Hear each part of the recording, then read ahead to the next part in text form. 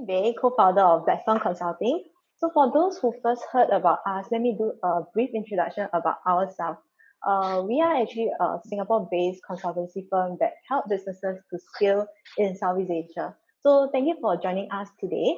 So on behalf of our team, I would like to extend a very warm welcome to all of you, and we appreciate you taking time off your very, very busy schedule to join us today. Okay, so throughout the discussion, if you have any questions, please ask us in the chat box, and we will have the panelists to address those questions after the discussion.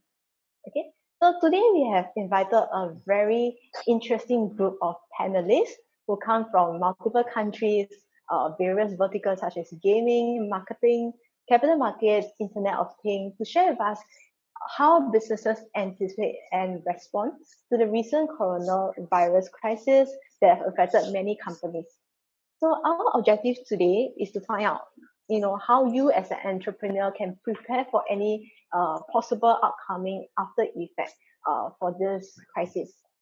So before I begin, let me welcome our panelists to give us a brief introduction about themselves and who are they representing. So perhaps we can start off with Tommy first. Hi everybody, my name is Tommy. My company is CK Mall Sdn Bhd, and we are a digital platform for gaming, payments, top-up, digital cards, and any digital gift cards. We're based in Malaysia, and we've been running this business for 13 years. Yeah, maybe you can hear more from Ivan. Hello, hi. Can everyone hear me? Yes. Yeah, this is Ivan speaking. So I am the co-founder and CEO of Rebuilding Capital.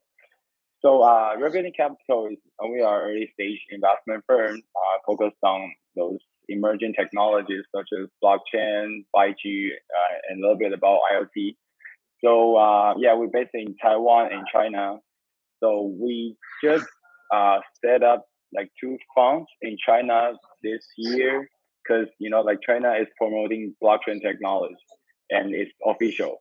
So with those policy driving and local resources, we can set up a couple of funds in China this year, and we aim to help those startups all over the world. We bring them to China, or we found them, and then we try to do some business development for them, and then it's the structure. A little bit about Venture Studio and stuff. Thank you. Thank you. Yadia, please. Hi everybody, my name is Yadia. I am the COO and co-founder of Foxtech. At Foxtech, we are digitally transforming the food value chain. Think about from the farms, manufacturing, warehouse, logistics, and retail. We're adding in a sensory layer and an intelligence layer to help this business optimize their food safety operations and at the same time learn more of what's happening in their kitchen, such as their impact in electricity, impact on the food mortality rate, to help them optimize what they do nowadays. So we are already deployed in 24 countries, and we're focusing this year in APAC region primarily, as this is a very important region for the food sector. Yeah. So Yadia produce tools that help you to have fresh food. All right. So can we hear an introduction from Chen? Thank you. Hi everyone. My name is Chen. I am the founder and chief scientist at Spark Amplify, where we provide AI-powered PR. Essentially, it's an end-to-end platform providing all the necessary, PR processes. And we are a US-based company, and currently right now we also have a branch office here in Taipei. So that's where I am at right now. With Spark Amplify, what we do is we help brands as well as reaching out to the right media through our platform. So essentially, currently right now we have over 80,000 media influencers on our platform, with over 1,500 brands that's currently using our platform to get media exposure. And some of the services that we include, such as automating your press kit putting it on, sort of like a brand profile. Also, we recently just launched a AI-powered press release assistant, helping the brands to really tell their story through press releases. And then furthermore, we help recommend the right media influencers to the brands based on what the media influencers they're writing, not only recently but also what they may be interested in. So that's what we do. And currently right now, like I said, we're also exploring the marketplace in Southeast Asia as well as parts of Asia as well. Yeah. Thank you for the introduction. Vilon, please. Okay, hello everyone. I am Wilon from Zen. I just want to quickly show you something on the screen since it's easier for you to read. So Zenru is a company that actually does Asia social listening. And then what you're seeing on the screen right now is we are targeting only in Asia for our services for now because it's very exciting place to be. And since 2013, we set it up. We differentiate ourselves, not just listen to the data, but we have solutions to try to connect this kind of big data into your customer experience. And today we run 5 offices from Thailand, Bangkok, Malaysia's Kuala Lumpur, Jakarta in Indonesia, Singapore, and Tokyo in Japan. And jointly, we are servicing the rest of the countries and the markets in the right size, right? So what is the main goal as a simplified way to look into our business model is either we help you to solve problems or either we help you to tap into new growth or either we do things concurrently. And just for the interest of time, I'm just going to show you some of the companies that I'm working in throughout the Apex. Right, there are companies from the FMCG lines, the cosmetic lines, the financial services sectors, the insurance, the automobile, the conglomerates, the telco, the media, and some of the educations and airlines and etc. And typically they use us for different reasons. Either they are more onto digital marketing performance ROI driven, or they are more sensitive to crisis management tracking, or they are more into looking into very long-term deep dive of customer intelligence, like is people still driving sedan car versus SUV, for example, or some of the company that use a very heavy social media customer service, they may subscribe to our engagements to run it like a call center. So basically that's what Zenru does. And coming back to look at my face, I will be attending some of the questions about COVID later, but so I sit here so Justin can continue to facilitate. Yeah. Thank you all for the introduction. So the COVID-19 pandemic is now spreading exponentially and has sparked economic uncertainty worldwide. Sending waves to many companies despite of all sizes. So be it small or large or medium. So let me begin by asking Tommy, do you foresee any impact, be it positive or negative, in the gaming industry? And does it affect how players in the industry are being run? So do they act differently? And what kind of changes do they have? Tommy, please. Actually, for gaming business, there's a few segments of the gaming industry. Of course, there are players like us where we are directly engaged with gamers, and of course you have developers of big publishers like Tencent, NetEase, and whatnot. And of course you have people who provide solutions for gaming developers or even to company like mine. So in terms of if you look at the hierarchy of the gaming industry, those who are in the Tencent and NetEase level, they're quite happy because everybody are staying at home. Because if you read the latest report about Tencent's growth for the past 2-3 months, they added quite a number of millions of new gamers to their platforms, to their games and platform, which is a good thing. And luckily, China they have like sort of like solve the issue of COVID-19 in China.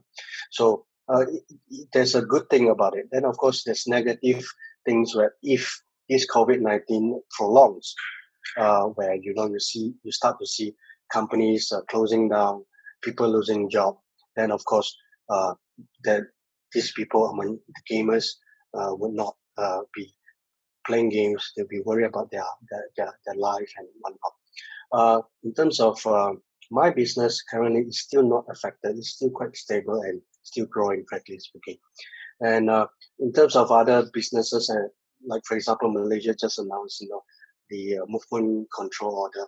A lot of manufacturers, a lot of brick and mortars business. I think they're forced to do things that businesses in China has done for the past few months, whereby they have to go online. And actually, I'm involved with Alibaba Netpreneur training group. Inside the group, Alibaba share a lot of their methodology and initiative to help businesses in China to do that. And I hope that moving forward, companies or even governments in Southeast Asia and Malaysia in particular will come up with measures and initiatives to help the businesses. But overall, if the COVID-19 can be solved within a few months, I think that the impact can be controlled. But if it prolongs, like some of the people predicted, if it goes to the end of the year, then it's going to be a big problem. So how about the gaming industry in Taiwan? So I'm not sure whether, because we have some Taiwanese speakers over here, so I'm not sure whether, you all have observed any, changes in the gaming industry in Taiwan. Anyone would like to share about that?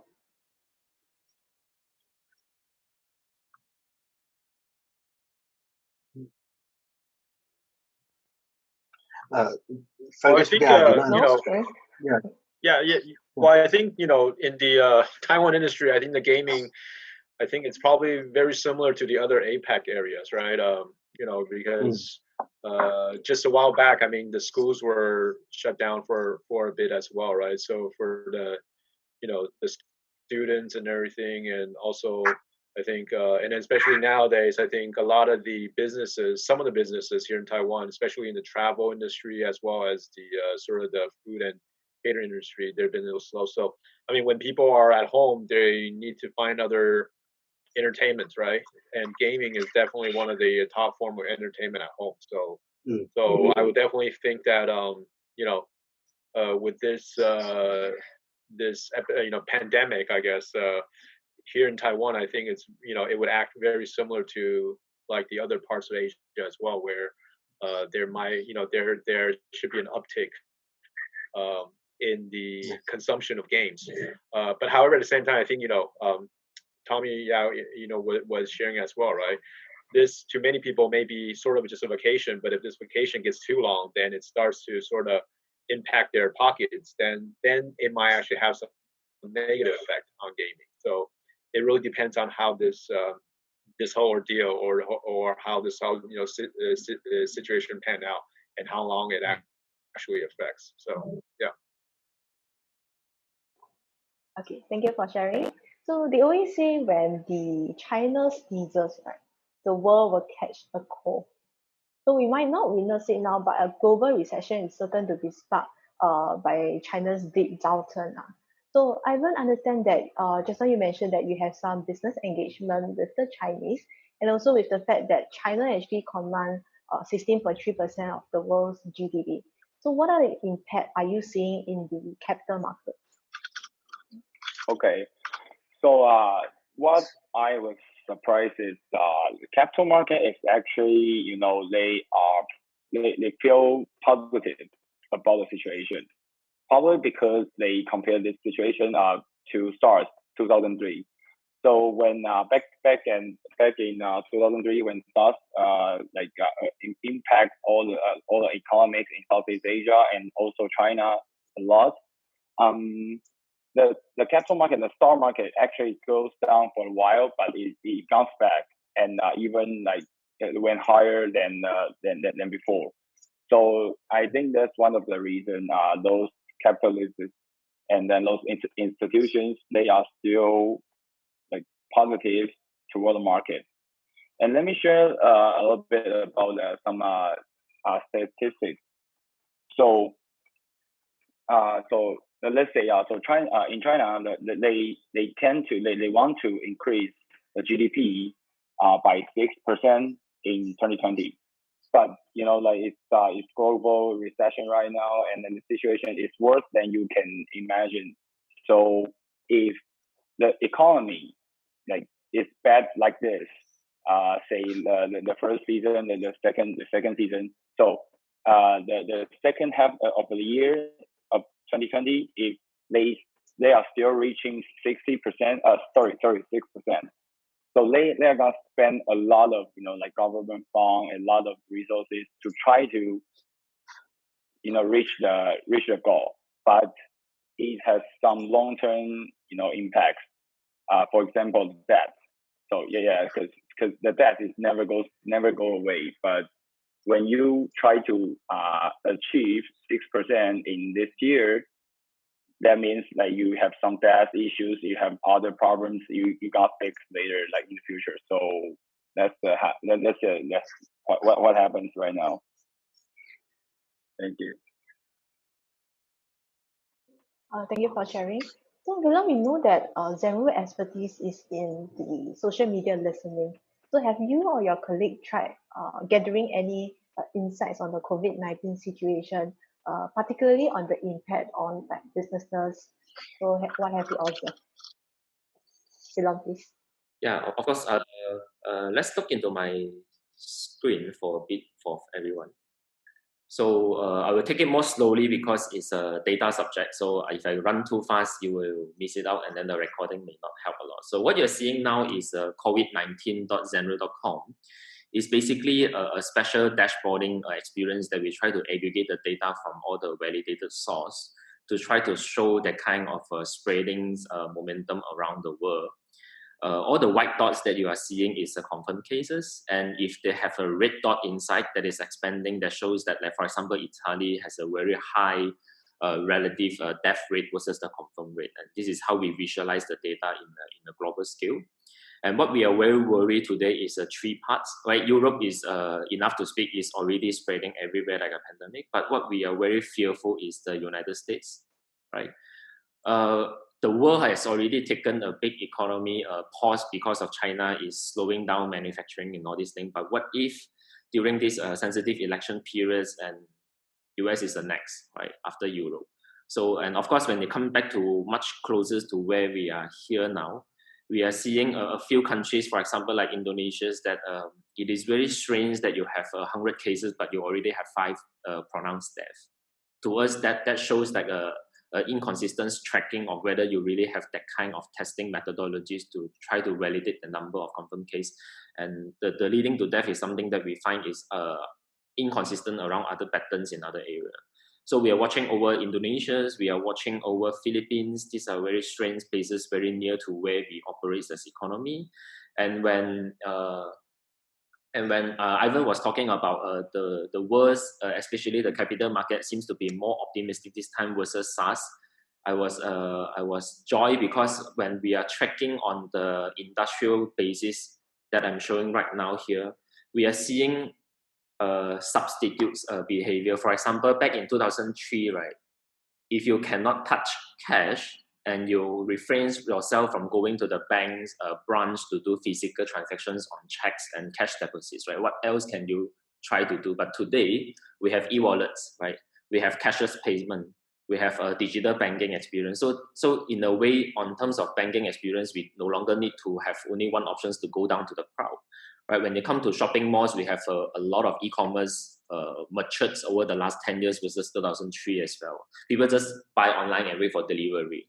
Right. What we are seeing really die down for now is the shopping malls, because is the motivations is to go out and do shoppings and enjoy the kind of leisure as a lifestyle. So that is getting cut a lot, and some of the mobile and PCs, like mobile phones and PC, we don't think is directly impact. So we are continue to monitor this based on the social big data from, for example, like Facebook, Instagram, Twitter, YouTube, etc., etc. And then we are monitoring fast food. We are breaking down into smaller cluster of economy, and then to be able to try to see what kind of things that we can scrap, and we will be doing some reporting over the different period of all these issues to try to help businesses to not give up now, because all the medias, because of headlines, they may make you feel very negative. But actually, when you break down into industrial perspective, it may not be all gloomy after all. We try to find you substitute, we try to find you hopes, we try to find opportunities for you so you can follow suit.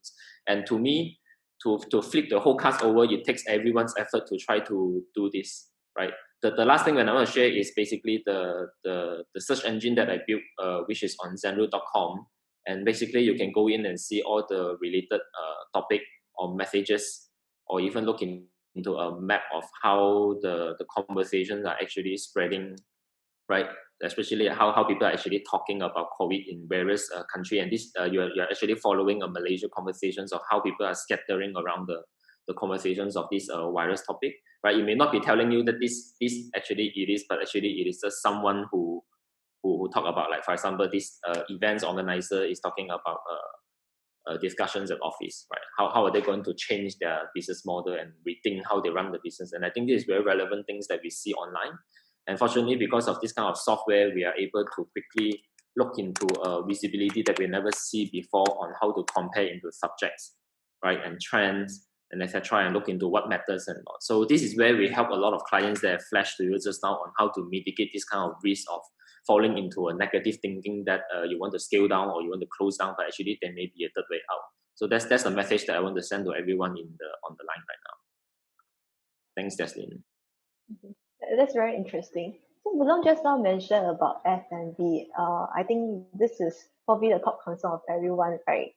No food, logistic, the country lockdown, no logistic to send food here and there. All right. So Yadia, I understand that you actually work with quite a number of like clients in the F&B sector from all around the world. So what have you observed in the data that you have collected or heard from your clients on the impact in the F&B sector? Yeah, sure. We work with a lot of industries, the farming, manufacturing, and retail. The farming industry surprisingly has been maintaining quite stable because right now the farming season, the harvesting season has just started in many different areas. We have seen poultry, pork, and dairy farming. They're continuously growing their harvesting with their yield. But one of the industries we have seen the most movement out of all of them has been the warehouse. I believe this is one of the biggest reasons has been many of that scares that happening around the Asia region, even in America, where you go to a warehouse and they need to move influx of all the things they've been storing back to the retail sector because people are panic buying items, panic buying rice. You saw it in Singapore back in February, people were buying a bunch of rice and then it disappeared and then it came back on the next day. We have also seen in many countries, if many people don't know, there is a national reserve warehouse. This is where they keep enough supplies and dry goods to be able to maintain the city from surviving. These warehouses, they have seen a lot of movement. So we have seen huge traffic from the temperature and humidity data points we have collected. But one of the areas we have seen that's most peculiar specs has been on the retail space. This is because there's two situations occurring. Number one, there is a heavy traffic load in particular days, especially when there's the panic buys happening. And then we see a very big downgrade of activity happening. And this is also because many countries are quarantined themselves, so they have less manpower to be able to monitor this airspace. So what we have is we have a lot of perishable goods moving from the warehouse space to the retail end, and we don't have enough manpower to be able to monitor. Which happens is that these produce are being lowering their shelf life by 1 day to 2 days, which means that we have to throw them faster because we have a huge demand of goods in the previous week, and the next week we have the goods demand decreasing. So this is what we have been seeing so far. Right. So even all countries they follow suit lah. So everybody are panic buying. So whenever there's a release of like news, here and there. Yeah. So not just about food, not just about panic buying. We have been advised to keep a social distancing. Okay. So many large physical events have been cancelled because of this. Understand that Spark Amplify have been working with many event organizers or even companies who attend like large events, so such as like CES, MWC. From a media perspective, what other alternatives can businesses adopt to ensure that their product launch announcement as such, right, can be scheduled as planned? So when they plan it, they can still announce it. Yeah. So what other alternative can they do? Shane, Yeah. please. So thank you, Jocelyn. So yeah, you're right. I mean, especially during this time, I think a lot of the offline physical events are being affected. And usually these offline events, it also encompasses a lot of things, right? Because you have the exhibitors, you also have the buyers that attend the events, you also have the media people that sort of tell the stories, right? And so like for example, um, recently, I mean, yeah, a chain of events have been canceled. Starting with MWC, something that's sort of the domino effect, right? MWC has been around for the past 33 years, and in fact, this time around, the event was canceled literally like 2 weeks before the event. And from my understanding, I think a lot of the there was no refund too. So yeah, you can imagine the effects of it. And initially, a lot of big companies sort of pulled out, what really affected was a lot of these these small medium sized startups, because a lot of times they look forward to these events because for their product launches. So for exhibitors, this is their time to showcase. This is the time for them to shine. On the media side, obviously, I think it's about promotion, right? It's about content creation. It's about satisfying their readers, and so whenever these type of events they get canceled, I think yeah, there's a lot of repercussion, right? And so on Spark Amplify end, I mean, I think I mentioned earlier before, we are a marketplace, we are an online, platform where we try to connect the brands and the media online.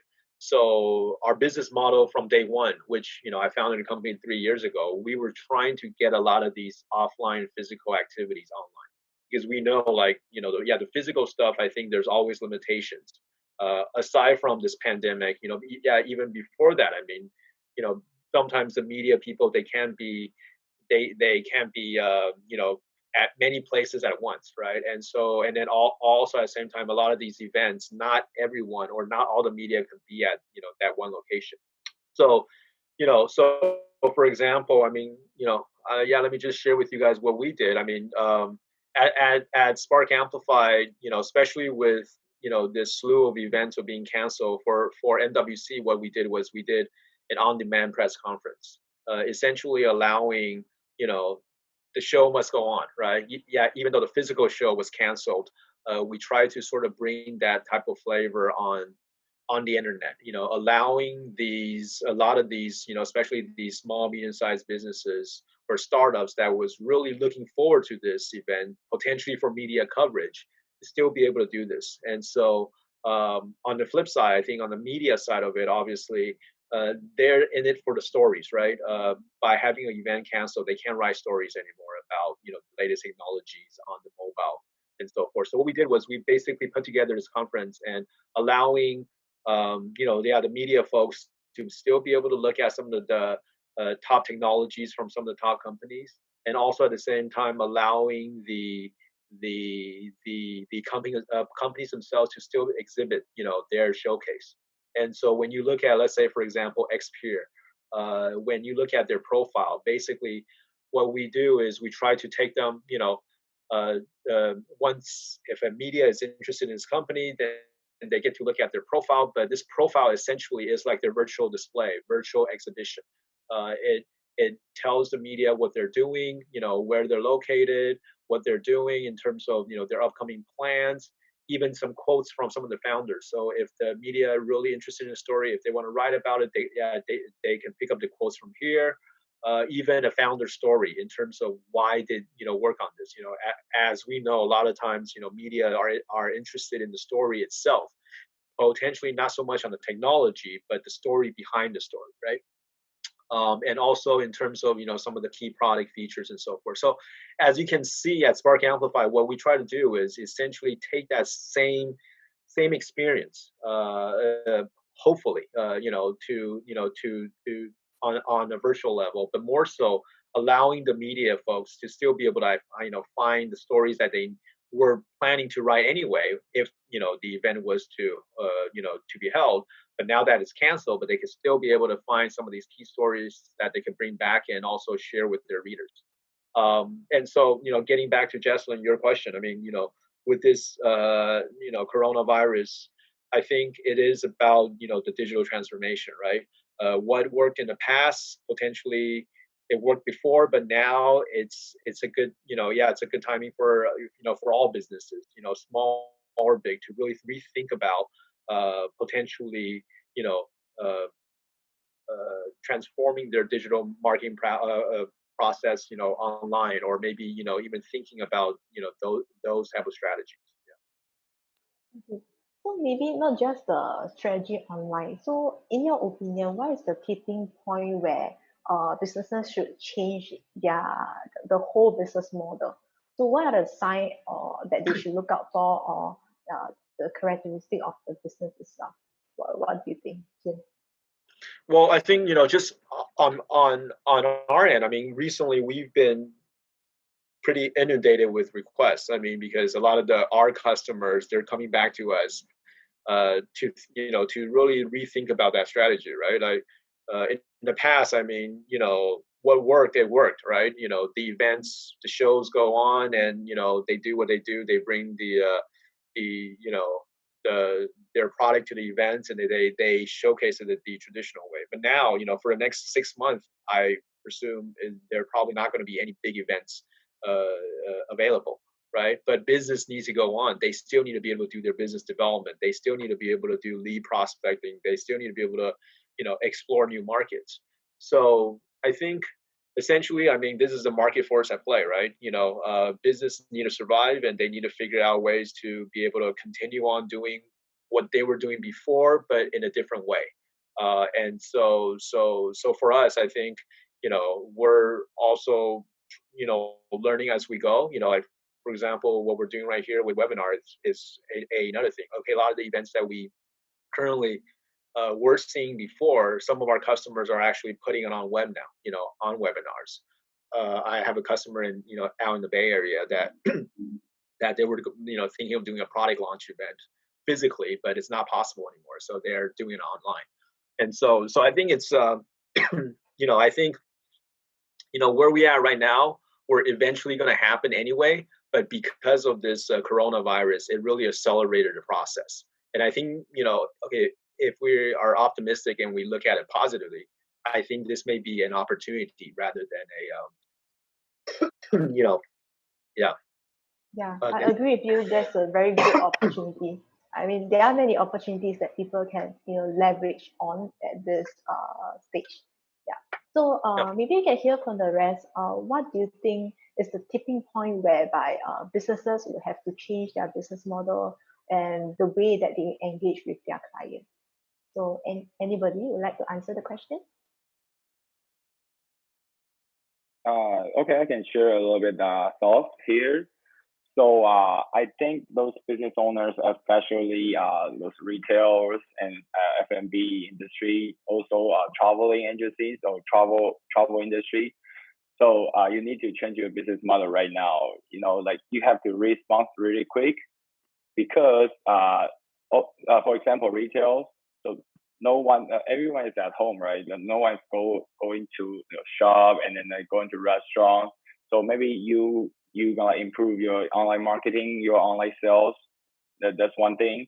And for those restaurants, so we can see the delivery of those food, of those say goods from supermarket. So delivery is going up like crazily because people, like we don't physically go to supermarket, but we, since online shopping is so convenient and it's so reachable. So delivery actually goes up. So how can those restaurant owners, how can those delivery industry, how can they like work together, and they can come up with some better solutions than now what we have. So yeah, we should just change our business model right now. And sadly, I think the impact will last longer than 6 months. I would say at least 12 months.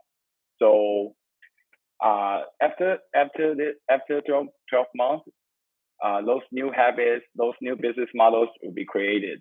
So does our own business fit the model? We should think about it. And what if like virus goes away, this COVID-19 goes away, what would happen? For example, so during this time, medical supplies reallocations, and we don't actually need those employees, those laborers, those manpowers at the physical like restaurant or retail stores. So what happens if virus goes away and we have we have many like laborers, they don't have work, but yeah, it's a different market, different employment market out there. So what should we do about that? We should like think further. Yeah. Okay. So Ivan mentioned about selling the retail F&B as well as the employees. We need to take care of employees, and it may change the way employment works, right? So I mean, we understand about the consumer market. So how about the B2B market? So maybe you can ask Yadia, because I know Yadia actually deal with a lot of like global clients, and you need to do some product demo sort of stuff.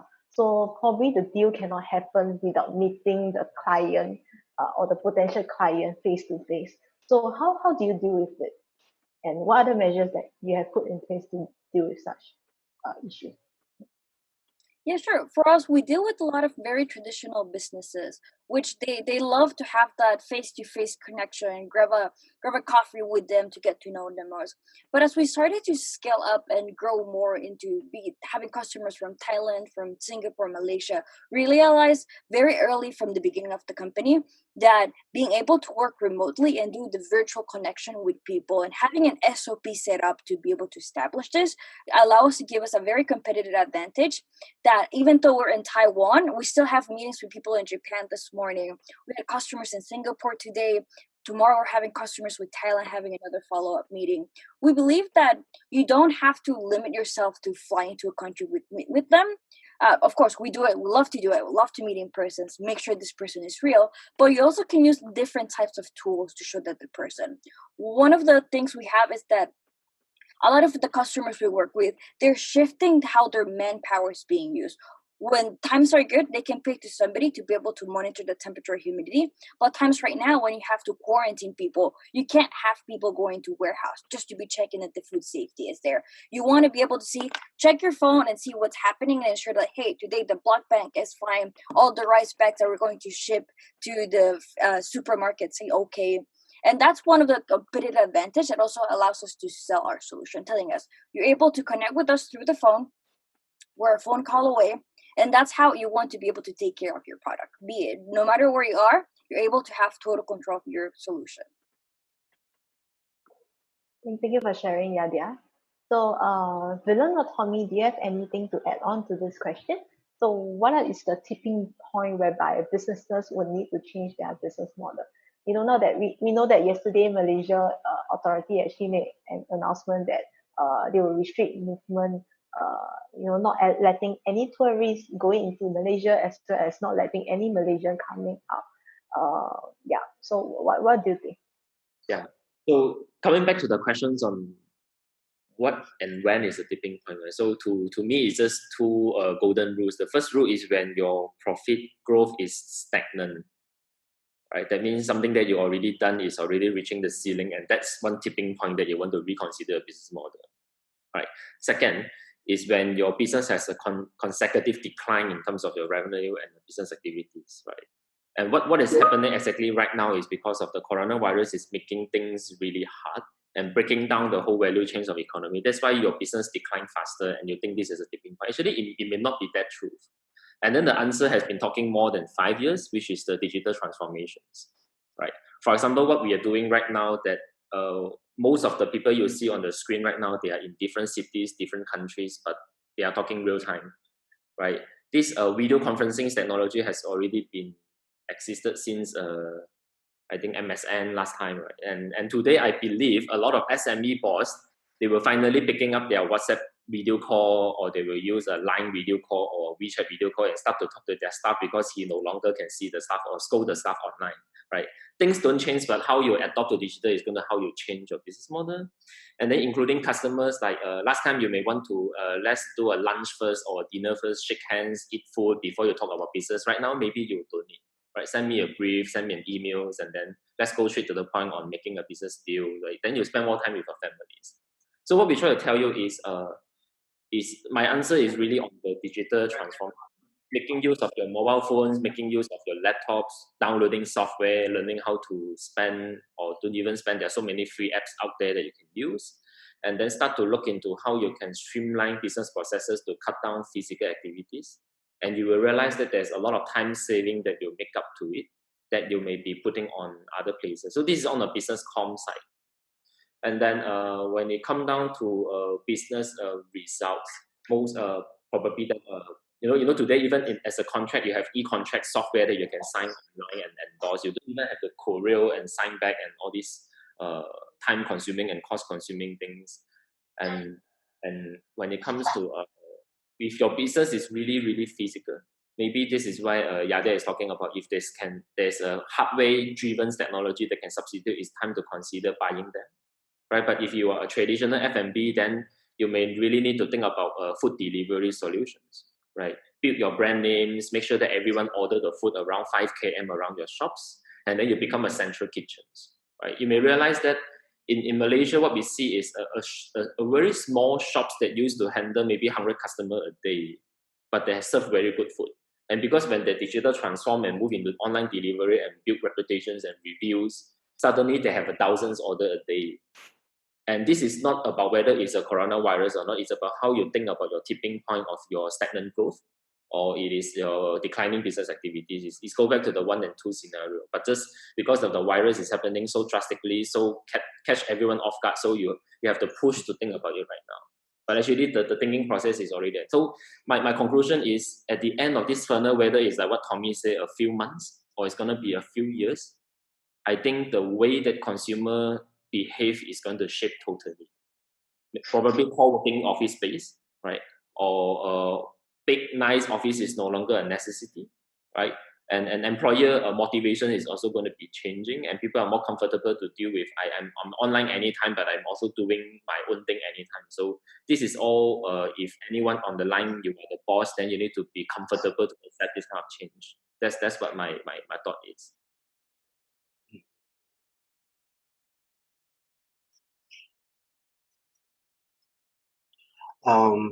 Actually, as for me, most of the things are covered by the other panels. But one of the thing that I want to share is not so much on tipping point of business owner, because if you look at a lot of traditional business, there's no way for them to really so-called look at the tipping point and change.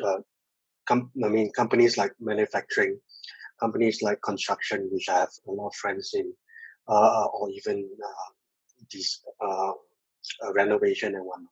So all these type of traditional business, there's really not much way they can, look at the current situation and say, hey, I want to change business or change how they, the type of business they do. But of course, during this kind of crisis or pandemic, a lot of things that they can do is change the way how they do the comm, like what Dylan do. Just to share about how my company has always been doing is that because of the business that we're in the e-commerce side and platform side, a lot of our conversation, dealings, or even we even strike partnership over online tools with our partners and whatnot. So it is a very good time for many of companies, especially those are not startups, to really look at those tools like WhatsApp, even TikTok, even QQ, or any tools that your customers or your partners would use, so that you can continue to do your business without too much of interruption. So, and in terms of customers, it depends. It really depends on what kind of customers you have. But of course, since now we have to stay home, so it's time for us to like really look at our business and then think about creative ways to reach out to our customers.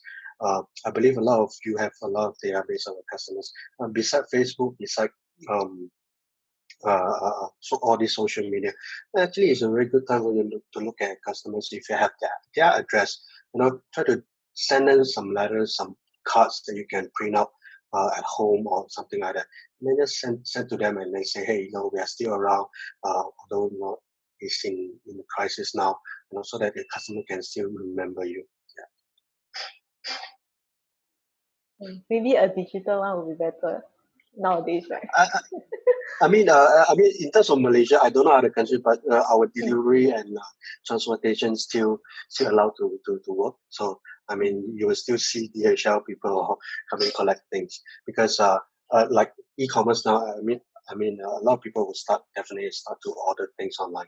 So, just like in China, they don't stop the logistic part. So at least people still can buy things. Yeah. So since we are at the topic of like supply chain, so perhaps we can ask Yadia, because like I mentioned earlier, you do have clients worldwide and you ship globally. So what kind of preparation have you done to prepare for any disruption in the supply chain? One of the things we first started looking at was a couple years back with the trade war between the US and China. We saw it as a very pivot point for us to take advantage of, as we wanted to keep our supply chain in Taiwan because it gives us that gray area. We don't quite get taxed as the other China, but sometimes we can get taxed as the other China, which was good for us.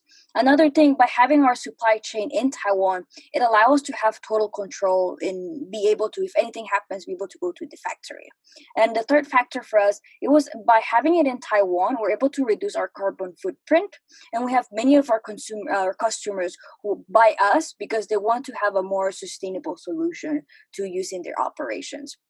Most importantly, how we've seen it is like, as a word of precaution for ourselves, we always try to keep stock to be able to provide on demand and fulfill all the supply orders. So a couple of weeks back, we actually had a shipment from FedEx, and they had this ban on FedEx in Taiwan where they don't allow any shipment of temperature humidity solutions to go out of Taiwan. And we asked FedEx, like, what was this happening? It was like, oh, you know what? There's this problem happening. A lot of people are buying the thermometers to measure on people to be able to measure people from coming in and out of the buildings to make sure they don't have fever. So we had to spend around 2 hours on FedEx and say, like, hey, look, this solution that we have, you can't really put it on people's mouth to tell what's the temperature. So this is mostly to monitor environments and what's not. So after spending a couple of hours talking with FedEx, they gave us a good clearing and we're able to ship the solution, which gives us a competitive advantage since many of the supply chain has been disrupted when it comes to China's factories stopping. We're able to fulfill the demands of these customers who still need to monitor warehouse in less than like 2 days. Thanks for sharing. Is there any technologies that can help to manage the situation? So perhaps you can hear from Ivan, since as an investor yourself, you probably met many companies or many startups coming to you that saying that they have cutting edge technologies.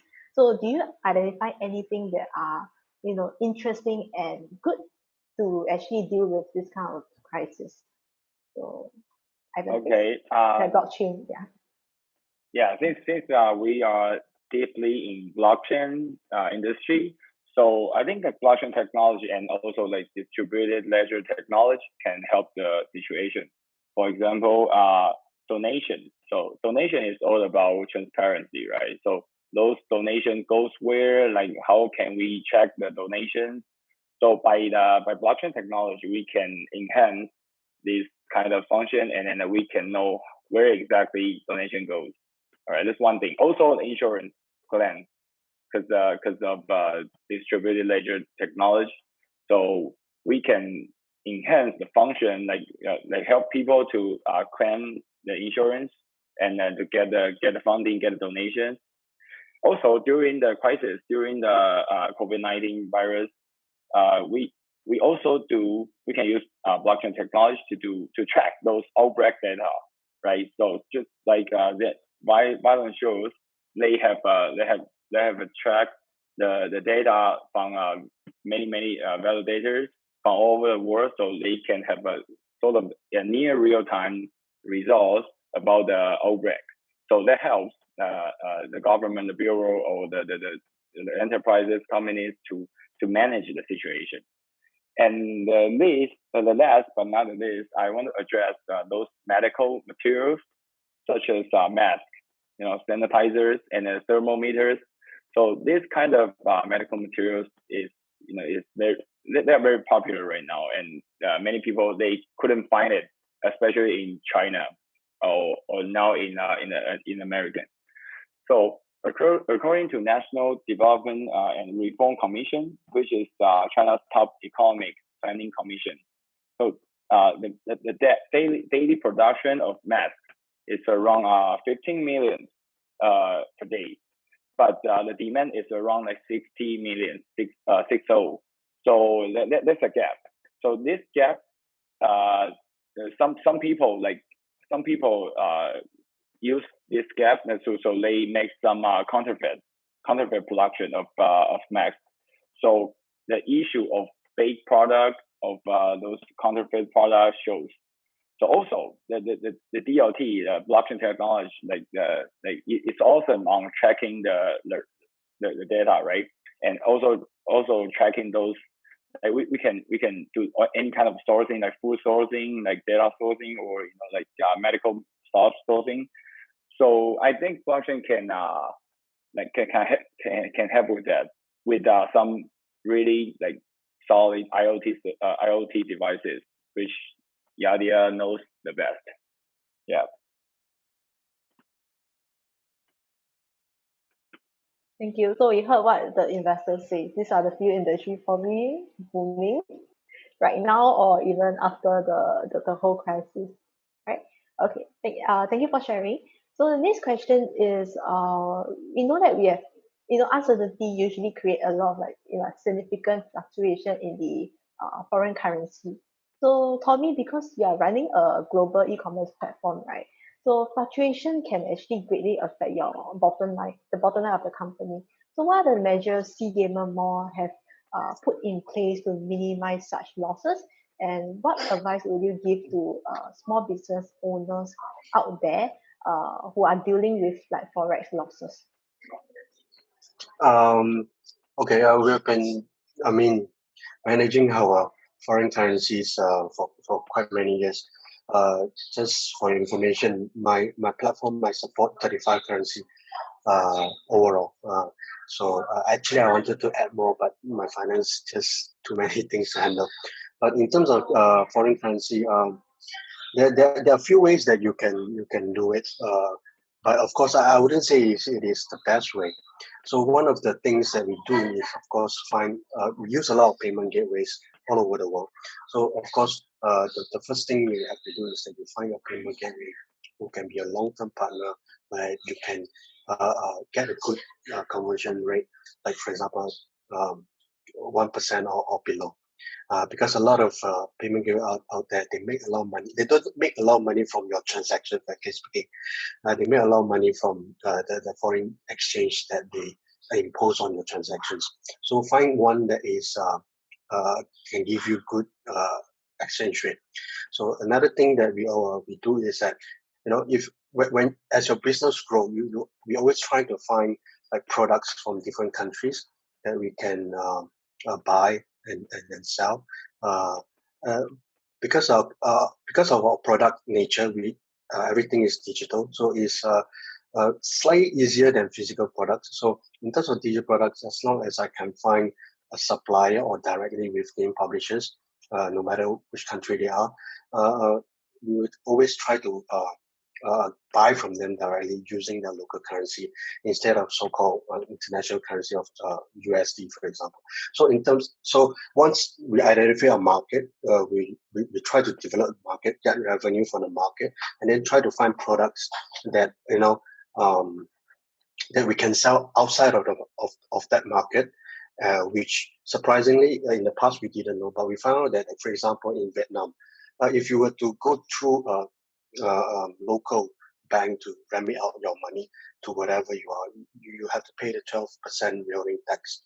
But we find a way whereby we find out that whereby actually there are a lot of Vietnamese outside of Vietnam. So they have family members, they have friends and whatnot there, and of course, them being Vietnamese, they also play Vietnamese games.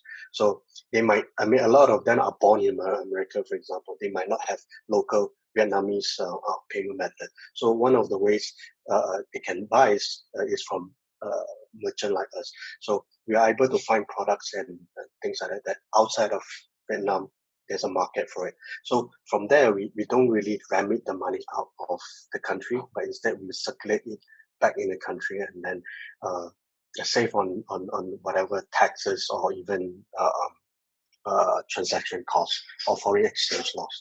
So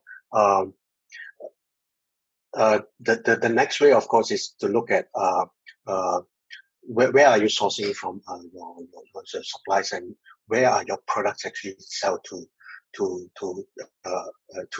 because we have a lot of products, for example, game cards from or gift cards from United States being bought from people in Indonesia and Philippines. So you have to look at your transaction data, your cost data, and then you try to match and see how you can move your different kind of currencies around and use the best so-called disbursement partner, or even sometimes in the past we also use money changer, which might not be so legal sometimes, but we're trying to minimize that. But in the past we do use a fair bit of money changer to help us to transfer the money to whatever we want. Yeah, so then those are the few ways that you can use if you deal with a lot of different currency. But ultimately, you can't prevent loss. You can't prevent loss. But one good thing about us is that now our local market is only just 10% of our overall business. So whenever ringgit depreciate, then actually we can cover back a lot more forex losses. Yeah, because we are a Malaysian company, so our books are in ringgit Malaysia. Yeah. Thank you for sharing. So how about things like cryptocurrency, Ivan? Would you like to shed some light on that? I mean, cryptocurrency. Oh my God, it's sensitive. I mean, can you help with the forex area?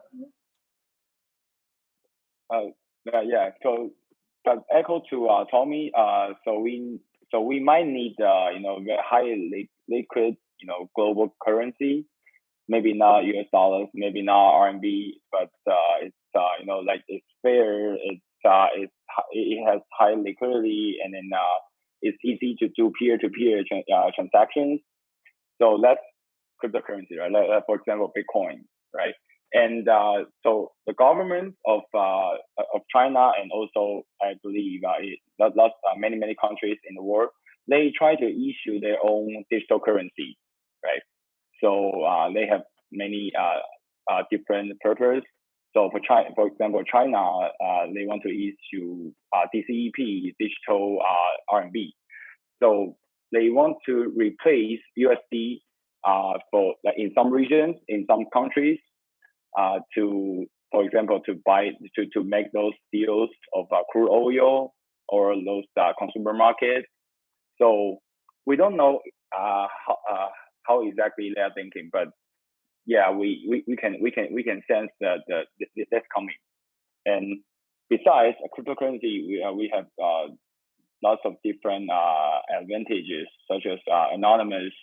You can still have your privacy while transacting to other people, and the ledger, the distributed ledger, is helpful for those supply chain management. So you can actually cost down a lot while you are communicating with your partners, with your suppliers, your factory. So yeah, and digital currency such as Bitcoin, you can use it as a payment, method. So yeah, that's some stuff about cryptocurrency. Thank you for sharing. Yeah, so I do agree with you. There will be some risk involved, lah, and it's quite sensitive also. Yeah. Okay. So before I end this discussion, right?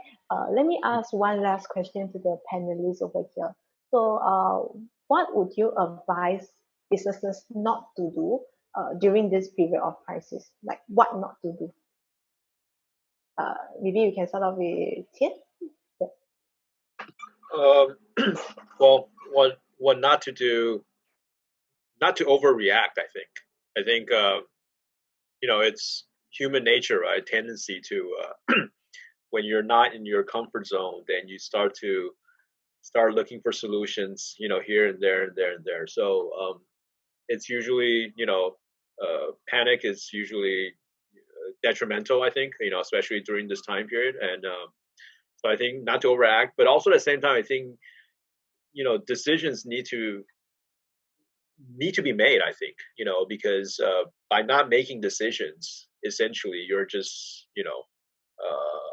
falling sort of the prey to this whole crisis, right? So not overreacting, but also at the same time it needs to decision needs to be made. But and I think today, I think this past 1 hour, I think many of the panelists highlighted on many issues.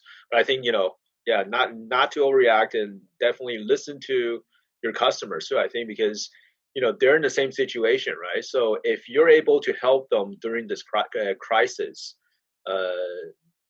there's a saying in Chinese, right? Yeah, there's 革命感情, there's that bonding, so I think right now it's also a good opportunity to sort of showcase that. And I think Tommy mentioned it too, right? Hey, maybe this is a good time because you have so much free time.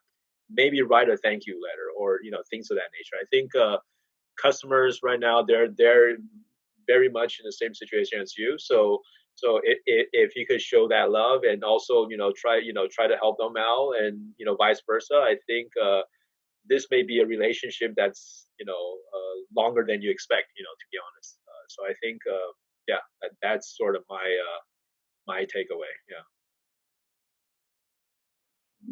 Tian, anybody would like to add on? What is the what do you advise like businesses not to do during this period of crisis? I think if I would like to say, like, one of the things, don't be scared of investing in tools that can help you digitally transform this time. I know a lot of people right now are very scared of, like, in terms of capital, because you're not getting a lot of influx of revenue.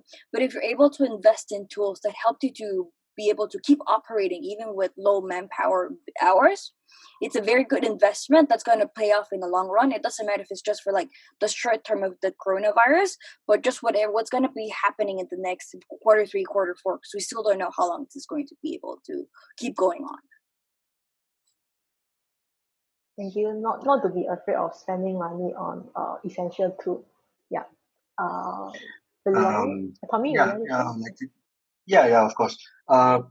Here we in our company, we always look internal first before look external. So one of the things that you should not do is thinking about, hey, how my business is going moving forward. I think that should be something that you can think about once you are able to take care of your stuff, because they are the one that is going to help you to run the company, whatever strategy or plans you have moving forward. So here in CGM, whenever anything happen, like the crisis currently, we take care of our staff first. We even provide them with emergency pack. We advise even do whatever necessary so that everyone can work comfortably at home. We will move our PCs to their home, and then some of them don't have broadband at home. Then we buy broadband for them, so as they can do their work comfortably at home during the crisis now, where Malaysia has this movement control order. Yeah, so try to look internal, then look external. Yeah, my answer not to do is don't hastily go into thinking a lot of hours on how to cut costs, including firing your staff. Especially, you may be very tempted because every boss has eyeing a few underperforming staff, and they may think this is the best time to lay them off, right? Honestly, but I would recommend that go reverse psychology, that you try to spend more hours thinking about where is my revenue, where is my new revenue, rather than where can I cut costs, because all the bosses in your competitors are thinking about cut costs. The only one that can survive longer is how they can find new revenues, right? Then you can even bring your staff to brainstorm. Now, if a chance, right, you can speak up. Right? I want to hear from you. Maybe it comes to your surprise that the staff that you think is underperforming is because of your current business model limitations. In the new revenue business model, maybe that is your savior. You don't know. But your temptation of laying them off may be very strong that you may make this kind of mistake. And that's the only thing I said, do not has to go into cut costs or lay off. Yeah.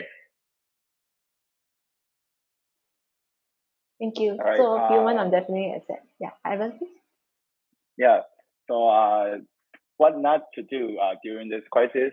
So you should not keep calm and carry on. Right. This is from UK. And look what happened in England. I mean, so what not to do? I have three categories. Like one, investor, business owners, or your job owners or employees. Like what not to do during this crisis. First of all, for those investors, we don't fight the environment. Okay, we don't fight the change. So this is global crisis. From COVID-19 to this financial, like Wall Street is crying.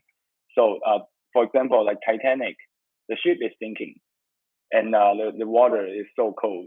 But even though you are an Olympic swimmer, you may not survive. So sometimes not doing something is the best. So don't try to make some fancy moves during this time, and then you need to be patient and to observe to observe to get the best timing to make a movement. All right, those for investors, and for those business owners, project owners. I mean, do not expand your business too aggressively during this time. That's for sure. And also, do not talk to investors or your partners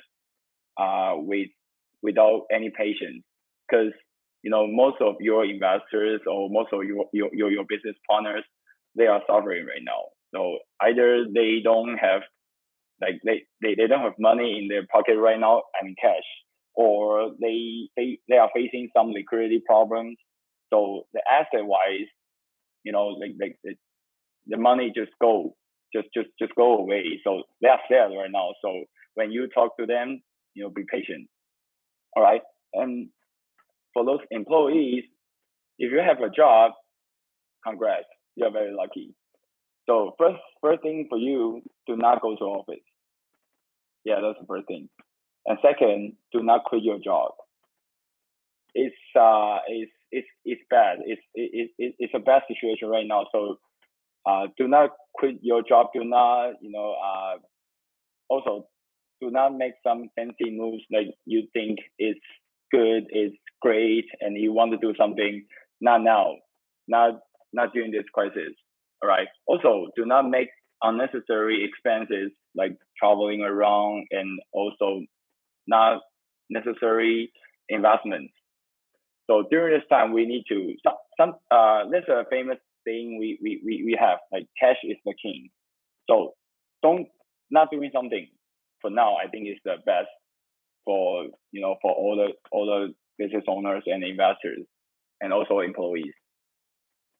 Stay calm. So thank you for sharing. So please allow me to thank the panelists for the sharing today. So now we will take some questions. So please ask them at the chat box.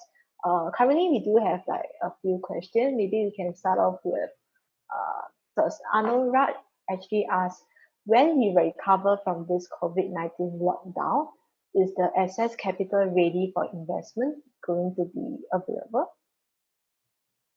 So is investment going to be available when we recover from the lockdown? So anybody would like to take the question? I guess I have to answer the question first, right? So let's two levels thinking. So first, everything is so cheap right now. So for investment, the main target is to find something is cheaper than is what it worth.